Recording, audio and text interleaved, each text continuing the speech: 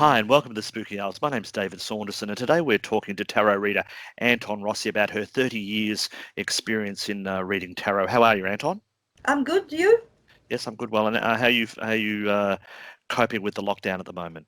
I'm okay. I live on my own, so I'm already antisocial, so it wasn't that much of a shift. So, Oh, yeah. okay then. Now, the reason we've asked you today is I want to learn a bit more about tarot. Now, you've run groups and taught people to do tarot over the 30 years that you've been a tarot reader. Can you maybe give us an idea? What is tarot? Is it just throwing a few cards on a table and making stuff up? What are you actually doing when you're reading tarot? Well, my personal experience and my personal way of reading tarot is an intuitive way. Of course, if you're looking out there and speak to other tarot readers, of course there will be other methods. What doesn't actually change is the cards themselves, the meaning of the cards. They are 78 cards divided in 22 major arcana, and the rest are minor arcana. Personally, I take into context the meaning of each card, but then I elaborate in an intuitive way, if you, for want of a better Yeah. word. Okay. So how, how did you get involved in it in the first place? You say you've been doing it for 30 years. What was what led you to pick up your first pack It, of tarot? I didn't pick it up actually myself. I was given it, and I was about, so we're going over 30, more than 30 years actually, because I was about 13, and now I'm 52, and I'm just not good with numbers. But my grandmother gave me the first packet. And this was in Italy. Yeah. Okay. I was about 13-year old, and I'm not even sure where she got it. I think she may have had it laying around somewhere, because it was an old copy of the Marseille Tarot.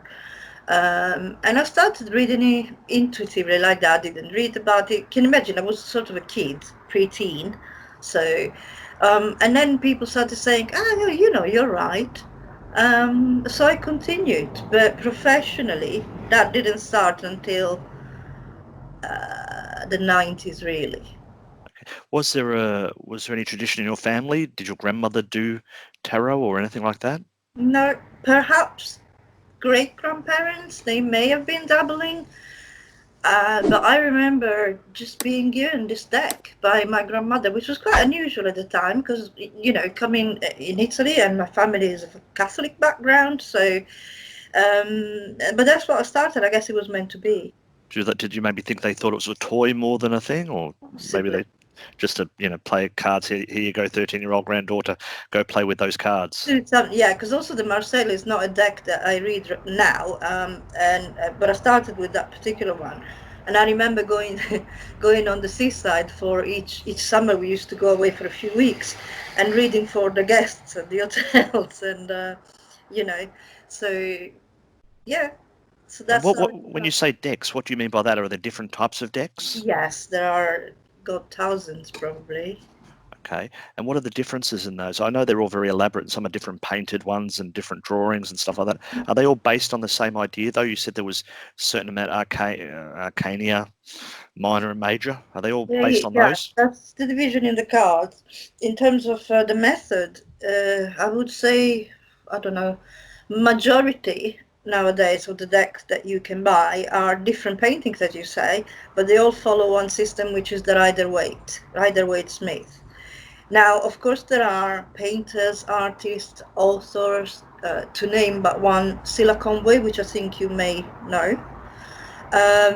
Whereas her paintings are completely different and do not actually follow that particular method. But if you just want to, stick to tarot per se, the majority would be based on that system, which was, I don't remember the year to be honest, but probably 1800s, 1700s, 1800s. The history is kind of sketchy because apparently they were introduced first of all in Italy a few hundred years ago as not as a divination system like Lenormand is, but as a game, so to speak.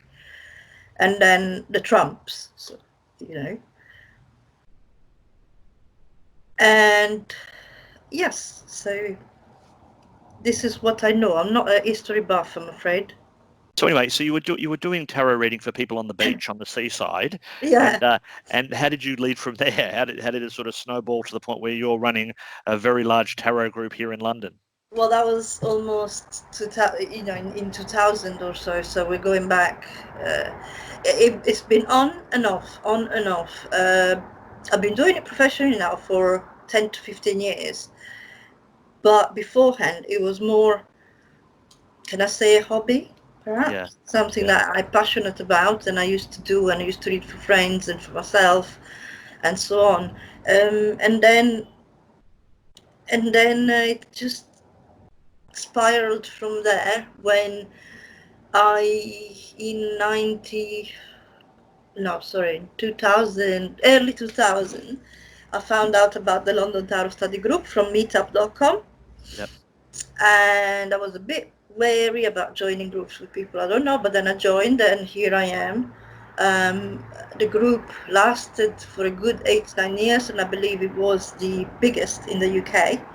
Unfortunately, due to health reasons, I had to stop because I ran the last 2.5 years of it, and unfortunately, life got in the way. yeah. But it still is probably the largest ongoing tarot group in the UK. Okay. Well, what are you doing now to keep your hand in with tarot? I'm assuming you're still reading. Yes, I read for myself always. I've always done that. I work for an online com- company. I freelance. I do tarot readings online, basically on a need to. So I log on onto a platform and do the readings that way. So that's my daytime job, so to speak. Okay. So what is it about tarot that you like? Explain to us what is it has made you passionate about tarot over the years? In my opinion, for myself, it's expression. It's being able to express myself. I was always very intuitive. I don't really want to use the word psychic because it has some negative connotations sometimes. I'd say intuitive. And, I explored many other fields in this kind of field. So, oracle cards, tarot cards, mediumship, um, a lot of other modalities that could be connected to it. So for me, it's always been an expression. And in fact, in my work with the London Tarot Study Group, I always tried to be different in the sense that while respecting, the meaning of the cards, giving it a bit of a modern spin rather than just going by the book. Okay. And how would you do a session? I mean, I've had one session before, and a friend of mine did the fold the cards. But how if someone's never done a tarot or had a tarot reading before, what does it look like and what does it involve? Generally, I ask them what their question is, first of all, and then I go back and think about it. And this is for each client that I have. Well, obviously not now face to face because we can't, but previously. Um, Based on what question they want to know, I will create the spread.